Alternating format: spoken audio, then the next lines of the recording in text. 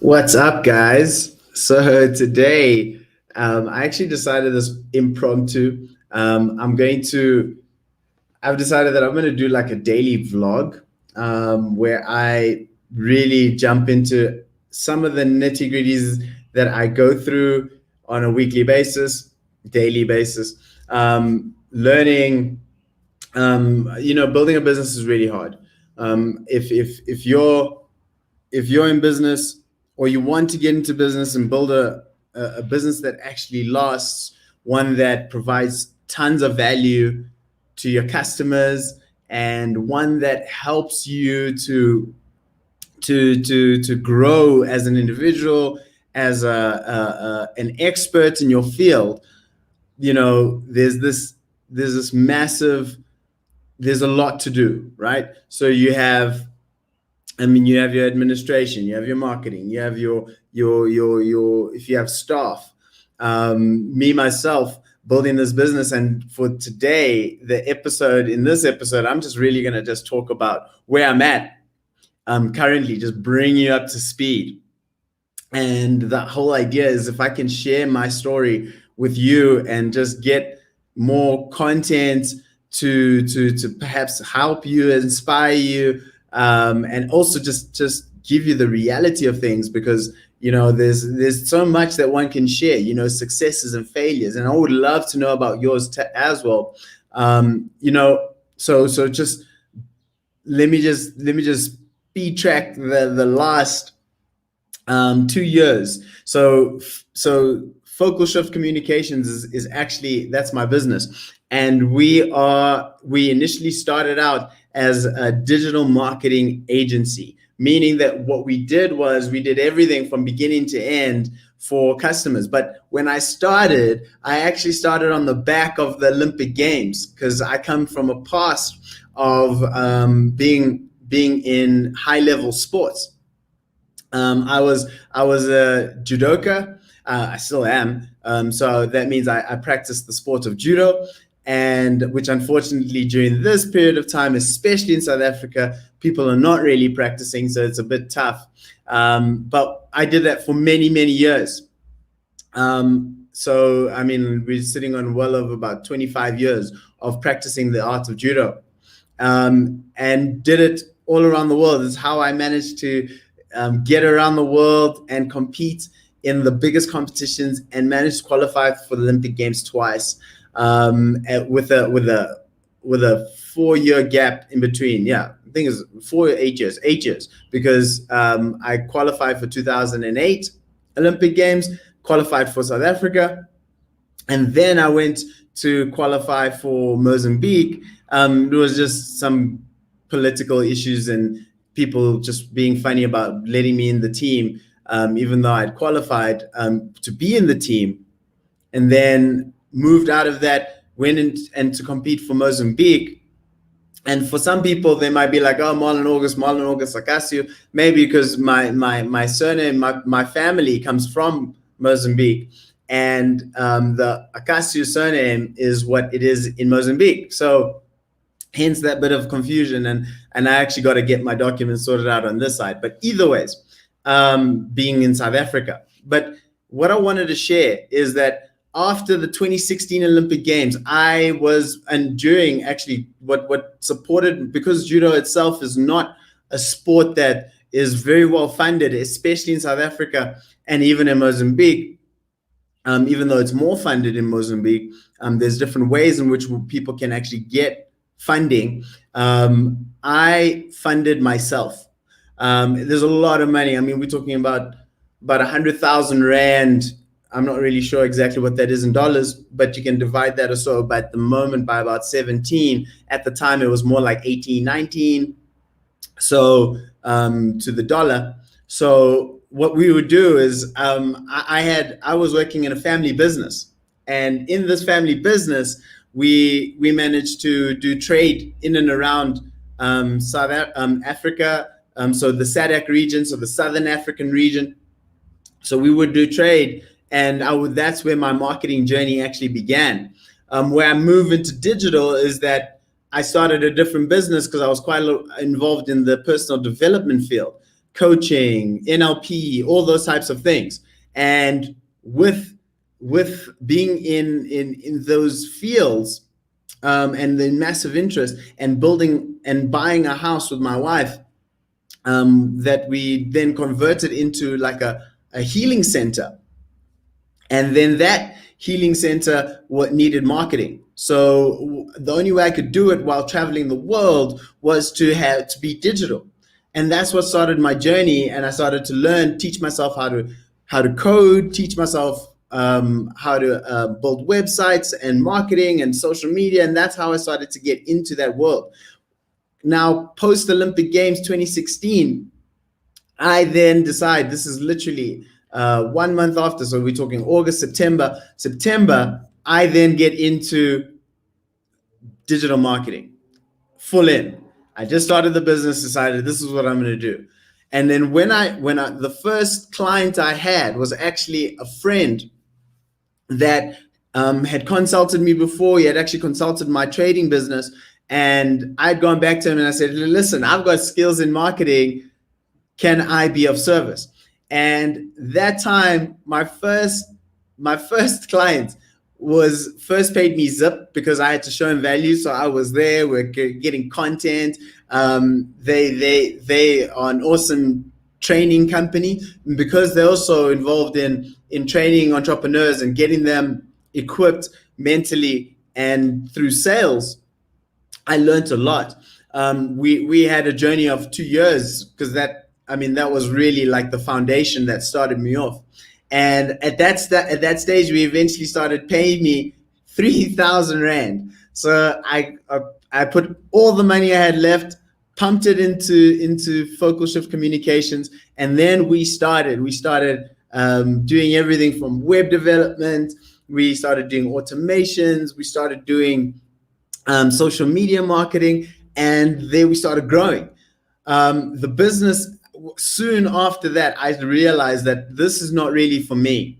Managing people, building a massive agency is not really where I want to go because I'm horrible at managing people, and I didn't have the income, or at least I felt I didn't have the income at the time to be able to support all these people. And the problem in South Africa is that if you're not paying for high level people, you are really going to suffer, because the low level people, while you can afford their salaries, they're really just there for a salary. So I really struggled for a while, in and out with different developers, in and out with different designers and people that can try and create my content. But most of the time the work was really substandard.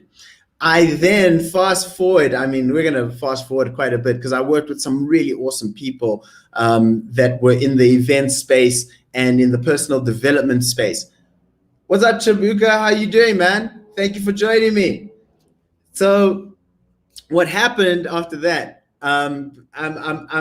If there's anything that sort of resonates with you while I'm sharing this, please feel free to let me know. You can drop a comment. You can drop it now or you can drop it later, and I will definitely get back to you because I would love to know your story and where you're at.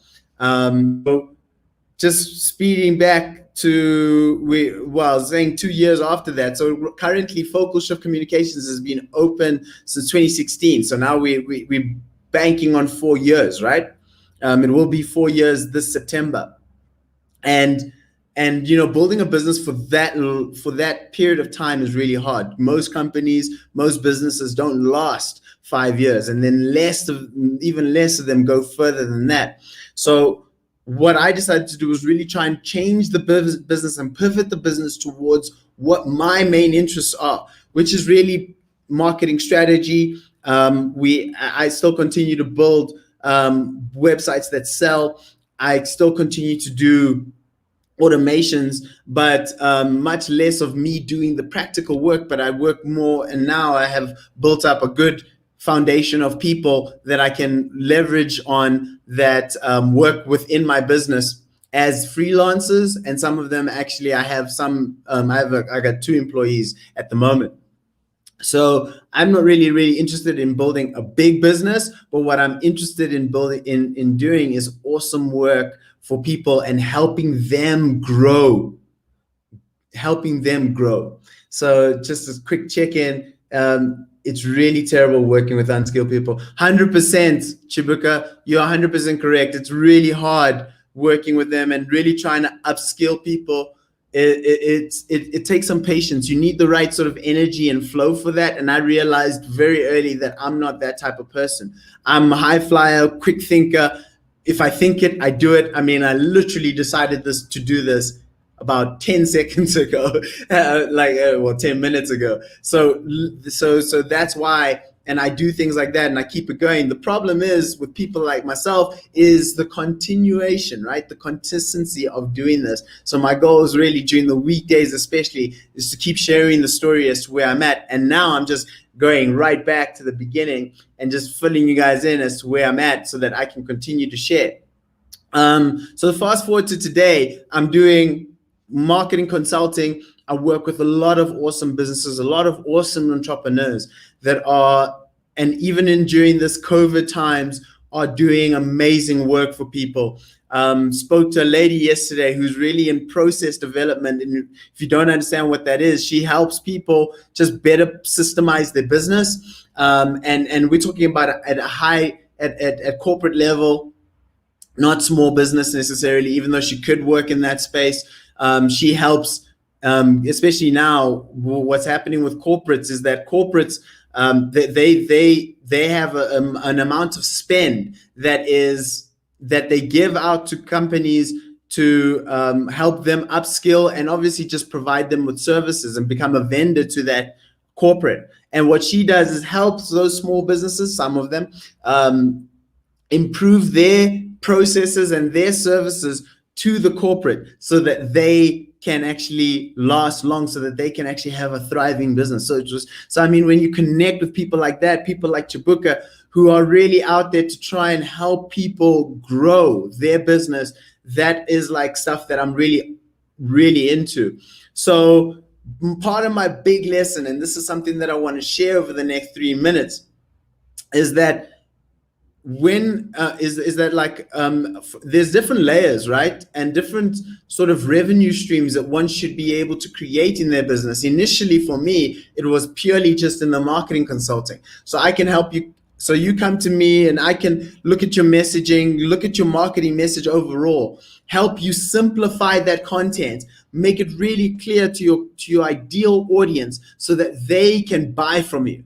Because if they don't understand, they will not purchase. It's just that simple. Today, there's just too much competition out there for you not to afford to be clear. I became a StoryBrand guide, and that gave me the tools and the techniques that just helped me strategize better. Then I developed a different level, which is more in the teaching space.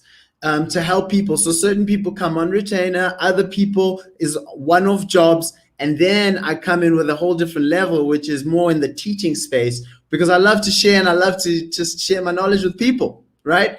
So when certain people just can't afford my consulting services, so I'd rather just teach them and then connect with them when I can. So what I decided to do was start teaching, and I started first with a group session, which was fairly successful. It got people in. People were. I actually spent weeks with them. I think 4 weeks in total, where we went through their funnels. If you don't know what a funnel is, basically it's an online business that works. So what I did was I helped them do that. Actually, one of my students yesterday sent me their work, so hopefully I get to profile it soon. What happened soon after that is I then decided, no, I want to open this up to more people.